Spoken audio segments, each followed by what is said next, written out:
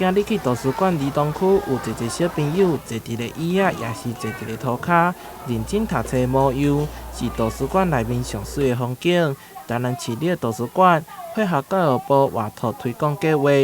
办理一项的亲子活动。我们每个礼拜日下午跟每个礼拜三早上，我们都会有说故事的活动。那我们也有五感探索区，也可以让小朋友来参加。那我们其他部分的话，还包括了桌游、立体书，甚至我们还会开办亲子早咖，让小朋友跟爸妈可以一起来参加我们的那个亲子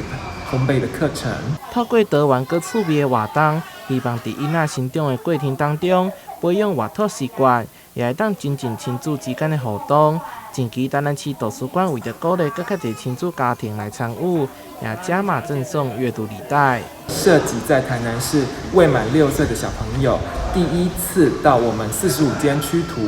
办理借阅证，并借3本书，那我们就可以有一份阅读礼袋。这阅读礼袋里面的话，我们会有3本非常棒的那个绘本书籍，然后还有一份阅读礼袋的那个